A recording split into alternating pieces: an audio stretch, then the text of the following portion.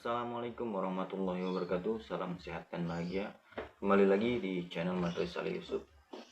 Oke, seperti biasa yang akan saya bahas masih tetap seputar kesehatan lambung. Dan di video kali ini yang akan saya bahas tentang cara makan yang benar untuk penderita asam lambung, GERD, dan anxiety psikomatis.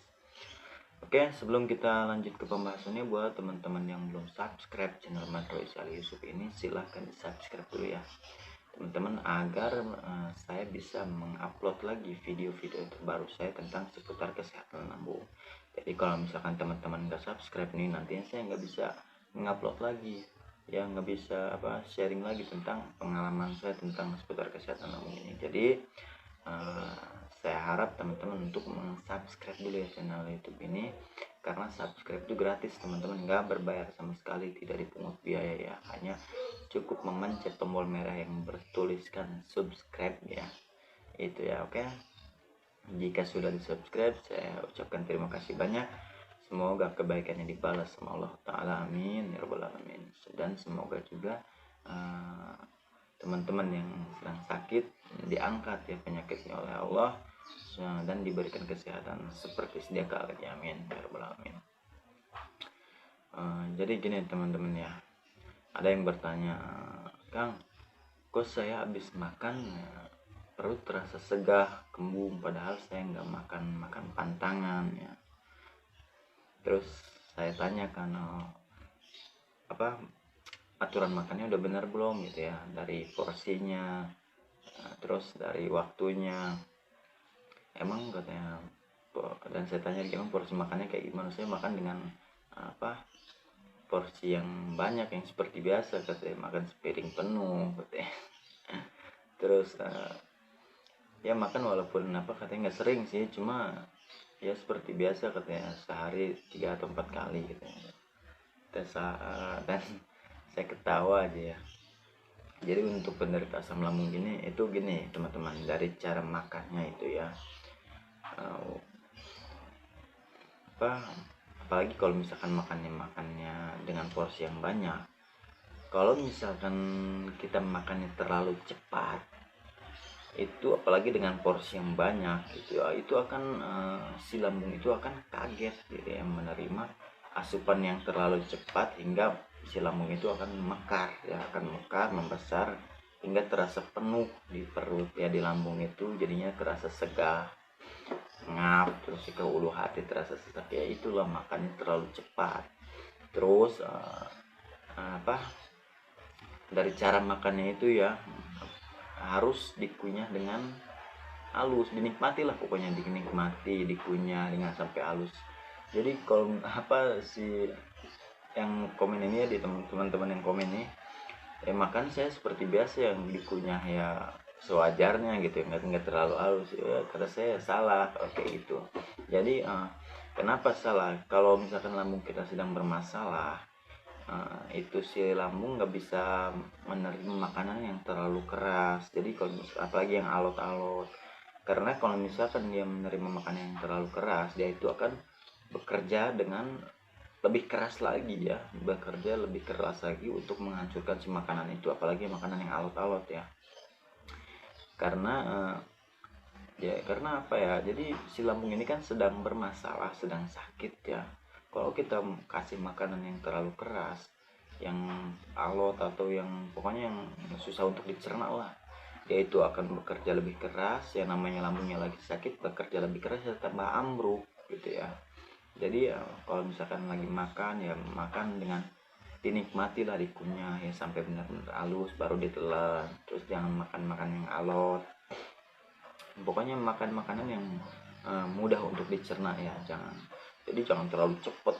Si lambungnya itu nanti akan kaget, dia akan mekar ya, akan membesar, jadi akan terasa segah ya, itulah ya akibatnya. Kadang suka terasa segah ya, perih, ngap ya, itulah. Jadi makannya jangan terlalu cepat, santai ya, jadi nikmati.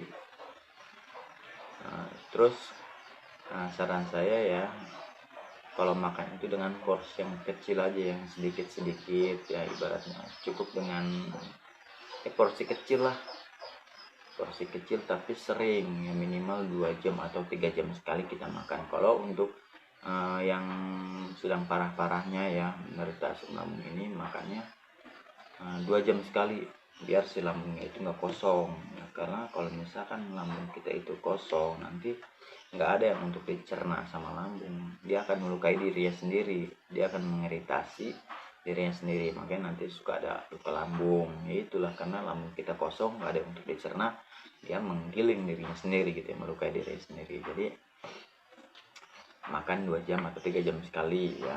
Kalau untuk yang udah mendingan ya 3 jam sekali lah, tapi dengan porsi yang kecil, makan yang santai gitu ya, dinikmati. Makan makanan pantangannya dihindari dulu. Oke, jadi kalau misalkan udah terlanjur segah gitu ya, terlanjur makan segah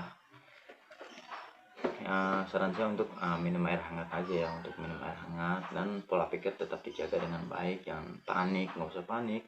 Soalnya sensasi asam lambung itu kan banyak banget ya, dan sensasi itu hanya sementara waktu, palingnya cuma setengah jam kita merasakan sensasi itu, nanti hilang lagi. Jadi kayak gitu, nggak berbahaya sama sekali, nggak berbahaya, jadi nggak usah ditakutin ya, bawa relax aja, bawa santai. Jadi pemikiran kita itu nggak usah terlalu fokus ke penyakit ya, kita kembalilah seperti awal kita sebelum terkena penyakit asam lambung ini ya. Waktu kita belum terkena penyakit asam lambung ini, mungkin hidup kita terasa santai ya, buatlah seperti itu lagi ya, buat seperti itu lagi, nggak usah dipikirin, nggak usah dipusingin. Jadi mau sampai kapan gitu, kalau misalkan teman-teman terus-terusan kayak gitu, nggak bakalan ada sembuhnya sampai kapanpun. Karena otak dan lambung ini dia berkaitan ya. Setiap kali asam lambung kita naik, otak merespon, timbul panik, cemas. Kalau kita nggak bisa mengontrol kecemasan tersebut, itu akan merespon balik ke ke lambung ya. Dia akan merespon balik ke lambung hingga membuat si lambung ini memproduksi asam yang lebih banyak lagi. Terus asam lambung naik, otak kita cemas, asam lambung kita naik. Jadi terus aja berputar kayak gitu, jadi nggak akan ada sembuhnya. Makanya 70% ya penyebab asam lambung tidak sembuh-sembuh ya, itu karena pemikiran kita, karena pola pikir kita yang terus-terusan berantakan, yang terus-terusan kita nggak bisa mengontrolnya ya. Jadi saran saya untuk teman-teman mengontrol pola pikir dengan baik. Insya Allah kalau misalkan pola pikir teman-teman udah baik, lambung juga akan baik ya. Oke, mungkin pembahasan untuk video kali ini cukup sekian dulu ya. Terima kasih buat teman-teman yang udah support channel Matrois Ali Yusuf ini. Semoga kebaikannya dibalas sama Allah Ta'ala, amin. Dan semoga harapan saya ini ya, teman-teman cepat sehat lagi, cepat pulih lagi ya. Jadikan patokan dalam diri teman-teman bahwa penyakit lambung ini nggak berbahaya, teman-teman bisa sehat ya. Karena penyakit lambung ini penyakit sejuta umat ya, sejuta umat semuanya hampir mempunyai penyakit asam lambung ini ya. 60% mungkin di dunia ini semuanya penderita asam lambung. Jadi nggak usah ditakutin, penyakit lambung ini tidak membunuh, tidak berbahaya ya. Terapkan dalam otak, terapkan dalam hati. Oke, wassalamualaikum warahmatullahi wabarakatuh.